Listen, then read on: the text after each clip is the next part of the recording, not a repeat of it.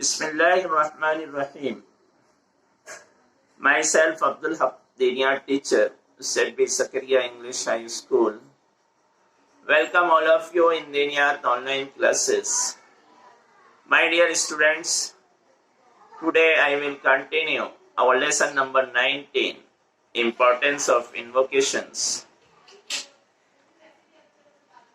In previous lectures, I have been explained the importance of invocations and guidelines for making dua and some special moments of acceptance of dua. I will continue some other special moments of acceptance of dua. So number 8 is after Hayya ala Salah and Hayya ala al-Falah. दुआ की कबूलियत के जो औकात हैं, जो timings हैं, उन पे मैं आपको बता रहा था कि किस किस वक्त में अल्लाह क्या दुआ की कबूलियत ज़्यादा होती है। तो उसमें एक वक्त है अज़ान में जब हय्या अलस्सलाह और हय्या अलल फलाह पुकारा जाता है, तो उसके बाद जो दुआ मांगी जाती है वो कबूलियत का वक्त होता है। इसी तरह at the time of arranging files for जिहाद, जब आदमी जिहाद के लिए मैदान में खड़ा हो, अल्लाह के रास्ते में लड़ने के लिए खड़ा हो और सफ़े बनाई जा रही हो, तो उस वक्त भी दुआ की कबूलियत का वक्त होता है। आफ्टर ईच ऑब्लिगेटरी सला, हर फर्ज नमाज के बाद हम 5 वक्त जो फर्ज नमाजें पढ़ते हैं, उसके बाद भी जो दुआ मांगते हैं वो दुआ की कबूलियत का वक्त होता है। इसलिए उस वक्त भी ज़्यादा से ज़्यादा दुआ मांगनी चाहिए। वाइल प्रोस्ट्रेटिंग,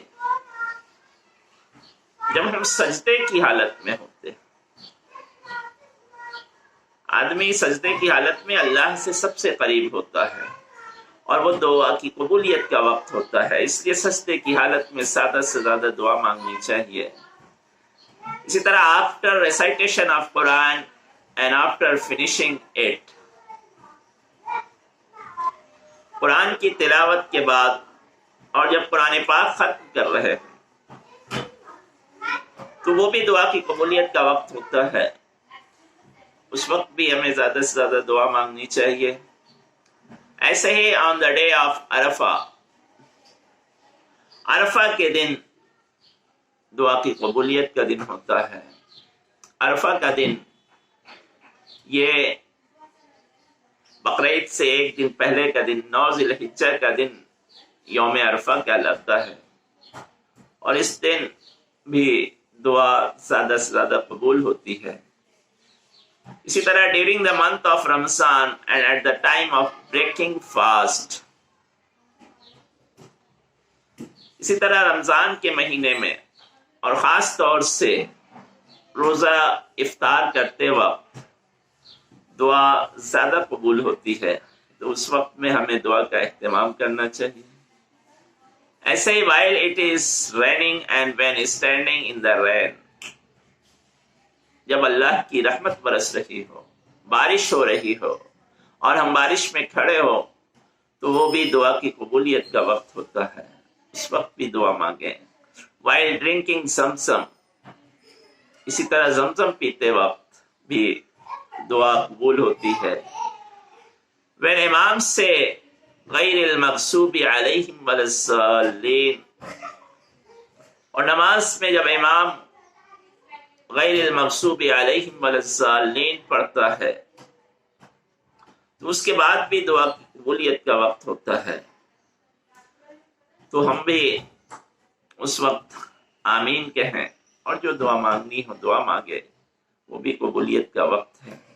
तो ये वो औकात हैं जिनमें हमें ज़्यादा से ज़्यादा दुआ मांगनी चाहिए, जो दुआ की कबूलियत का वक्त है। वैसे तो कभी भी दुआ मांग सकते हैं, लेकिन इन औकात में कबूलियत ज़्यादा होती है, इसलिए इन औकात में दुआ मांगने का एहतमाम करना चाहिए। अब एक और चीज, جو دعا کے تعلق سے خاص ہے وہ ہے special places of acceptance of دعا، یعنی وہ کون سی اسپیشل جگہ ہیں جہاں پر دعا زیادہ قبول ہوتی ہے۔ تو کہا گیا سب سے پہلی جگہ دنیا میں جہاں سب سے زیادہ دعا قبول ہوتی ہے وہ ہے بیت اللہ، یعنی خانہ کعبہ، اللہ کا گھر۔ تو خانہ کعبہ وہ جگہ ہے جہاں سب سے زیادہ دعائیں قبول ہوتی ہے۔ اگر وہاں جائیں تو وہاں بھی زیادہ سے زیادہ اللہ کو یاد کریں، اس سے دعا مانگیں۔ اس کے بعد نمبر 2 پروفیٹس ماسک، مدینہ میں مسجد نبوی وہ جگہ ہے جہاں دعا زیادہ قبول ہوتی ہے، وہاں بھی جا کر ہمیں زیادہ سے زیادہ دعا مانگنی چاہیے۔ اور تیسری جگہ جو 3 مقدس جگہیں بتائی گئی، بیت اللہ، مسجد نبوی اور بیت المقدس،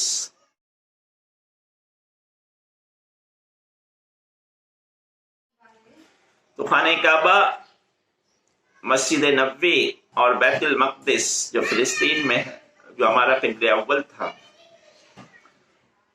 وہ جگہ بھی دعا کی قبولیت کی جگہ ہے۔ ان 3 مقامات پر زیادہ سے زیادہ دعائیں قبول ہوتی ہیں۔ اس کے علاوہ نیئر دا ویل آف زمزم، خانہ کعبہ کے اندر جو زمزم کا کنواں ہے اس جگہ پر بھی دعا قبول ہوتی ہے، وہاں بھی ہمیں زیادہ سے زیادہ اگر جانے کا اتفاق ہو تو دعا مانگنی چاہیے۔ دا انٹیریئر آف کعبہ، یعنی کعبے کا جو انٹرنل پارٹ ہے، اندرونی حصہ ہے، اس جگہ بھی دعا کثرت سے قبول ہوتی ہے۔ نیئر صفا اینڈ مروہ، یہ 2 پہاڑیاں ہیں، صفا اور مروہ، مکہ میں خانہ کعبہ کے پاس، جہاں حاجی طواف کرتے ہیں، سعی کرتے ہیں، دوڑ لگاتے ہیں، تو اس صفا اور مروہ کی پہاڑی پر بھی دعا قبول ہوتی ہے۔ ایسے ہی where the sa'i is done during حج، حج کے دوران جس جگہ پر سعی کی جاتی ہے، دوڑ لگائی جاتی ہے، اس مقام پر بھی دعا قبول ہوتی ہے، یہ دیکھیں گے آپ۔ ایسے ہی نمبر 8 عرفات، عرفات کا میدان جو مکہ میں خانہ کعبہ سے 9 میل کی دوری پر ہے، جہاں 9 ذی الحجہ کو ساری دنیا کے حاجی جمع ہوتے ہیں اور دن بھر اللہ کا ذکر، عبادت، نماز، دعائیں مانگتے ہیں۔ اس جگہ پر بھی، اس میدان عرفات میں بھی دعائیں کثرت سے قبول ہوتی ہیں۔ مزدلفہ، یہ بھی حج کے مقامات میں سے ہے۔ 9 ذی الحجہ کو دن بھر عرفات کے میدان میں گزارنے کے بعد تمام حجاج رات گزارنے کے لیے مزدلفہ تشریف لاتے ہیں۔ تو مزدلفہ بھی وہ جگہ ہے جہاں زیادہ سے زیادہ دعائیں قبول ہوتی ہیں۔ اسی طرح نیئر جمرہ اولا اینڈ جمرہ وسطی آفٹر تھروئنگ پیبلز، اسی طرح مینا کے میدان میں جب شیطان کے پلرز کو کنکریاں ماری جاتی ہیں، کنکریوں کے مارنے کے بعد جو دعا مانگی جاتی ہے وہ دعا بھی قبول ہوتی ہے۔ تو جہاں پر وہ پلرز بنے ہوئے ہیں، جمرہ اولا اور جمرہ وسطی، اس جگہ پر بھی دعا کثرت سے قبول ہوتی ہے۔ یہ وہ جگہیں ہیں جہاں دعائیں کثرت سے قبول ہوتی ہیں۔ ان جگہوں پر اگر جانے کا اتفاق ہو تو ہمیں زیادہ سے زیادہ دعائیں مانگنی چاہیے۔ اور آخری چیز جو باقی رہ گئی کہ وہ کون لوگ ہیں جن کی دعائیں اللہ زیادہ قبول کرتا ہے۔ انشاءاللہ in next video I will told you the people whose dua is accepted soon Thank you very much.